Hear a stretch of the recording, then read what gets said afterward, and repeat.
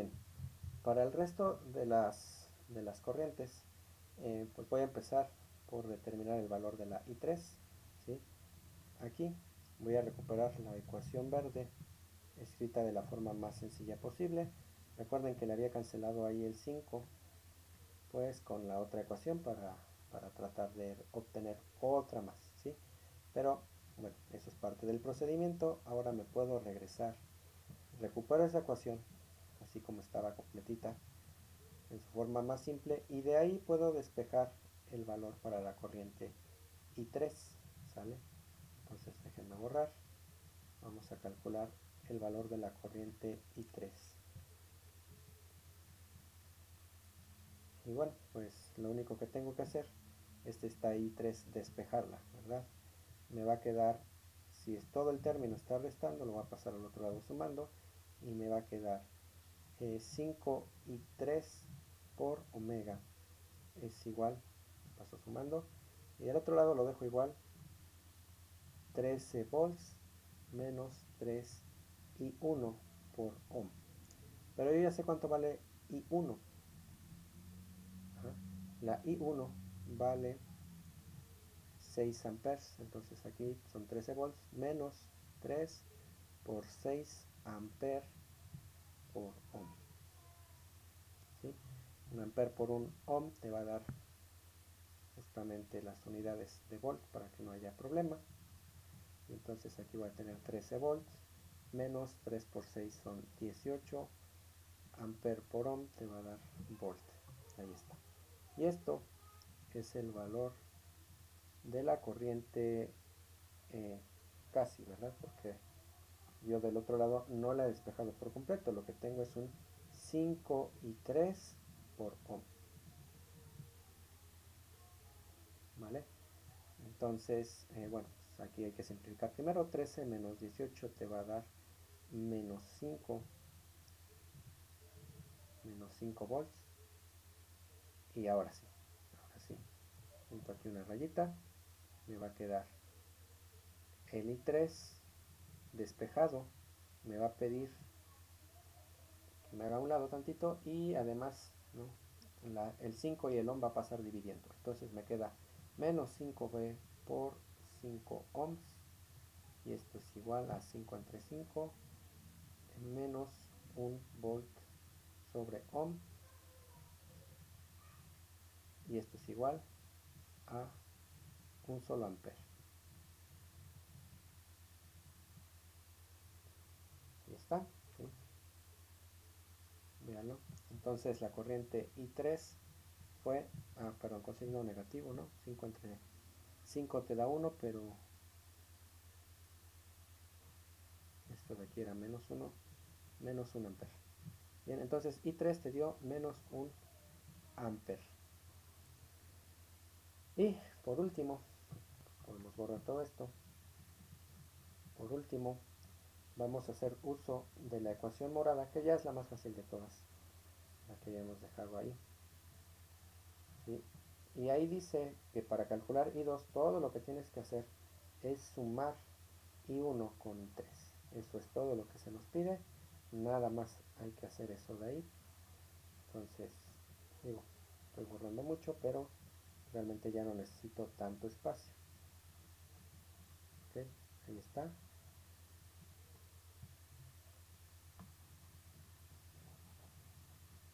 Bien, con eso creo que bastaría. Ok, entonces ya nada más hay que hacer esta última sustitución. I2 es igual a I1, 6 amperes, más el valor de I3, que es menos 1 ampere. 6 menos 1 te da 5 amperes, y ese sería el valor que circula por I2. Perdón, sí, por I2 lo voy a poner. I2 es igual a 5 amperes. Y bueno, como te había comentado, si tú en algún momento llegas a ver que una corriente tiene un signo negativo, significa que tú en tu diagrama original, ahí donde habías hecho tu convención de hacia dónde circulan las corrientes, pues te habías equivocado en la dirección, ¿sale? Tú aquí asumiste que la I3 iba para acá, ¿ok? Bueno, pues eso no es real. Lo que se observe es que circula una corriente en esta dirección, pero realmente fuera de ahí no pasa nada. Nada más hay que saber interpretar lo que significan los resultados, ¿sí? Un signo positivo quiere decir que estábamos en lo correcto al suponer que la corriente viajaba en esa dirección. Signos negativos nos dicen que pues que no, que realmente la corriente viajaba en el sentido contrario al que nosotros habíamos considerado al principio.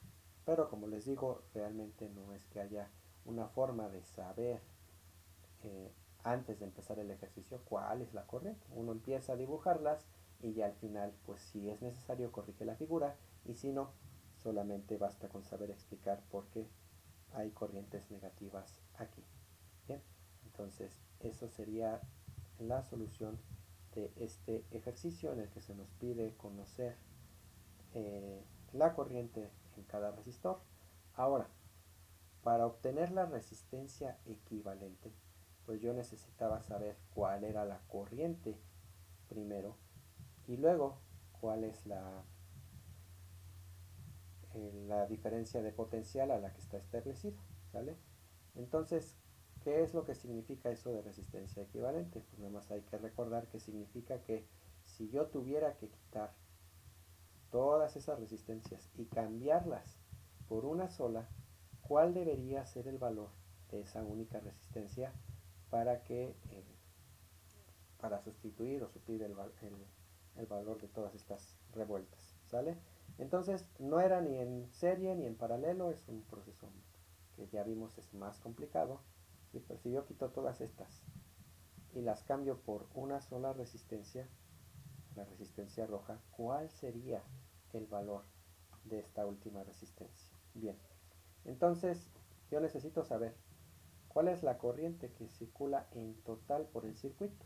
Y nosotros ya vimos que esa corriente total, la corriente que salía, era igual a la suma de dos, la I1 con I2. La I3 no pelaba, porque esa está metida aquí adentro, entonces esa no me interesa. Sí, al principio vimos que la I de salida iba a ser igual a la suma de I1 con I2. Y esto significa que en este circuito está circulando una corriente de 6 más 5, o sea 11 amperes, ¿sale? Si yo redujera este circuito a otro equivalente en el que nada más tuviera mis 13 volts, ajá, mi corriente de 11 amperes y una resistencia en lugar de todas esas, bueno, pues de la resistencia no sé, vamos a ponerle aquí R igual a quién sabe. Bueno, pues yo lo puedo hacer recordando otra vez esta forma de la ley de Ohm, ¿sí? El voltaje debería ser igual a la resistencia multiplicada por la intensidad de corriente.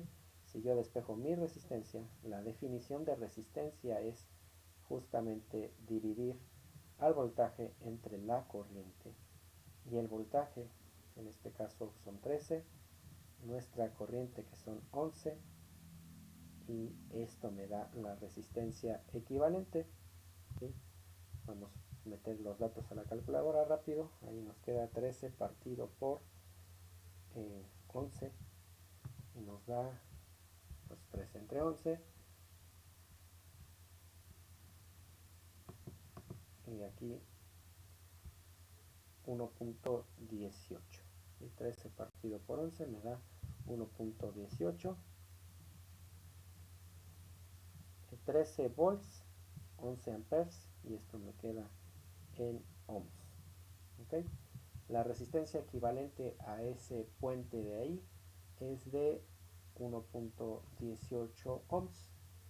Y bien, pues ahora sí, esto sería todo para resolver circuitos utilizando las leyes de Kirchhoff.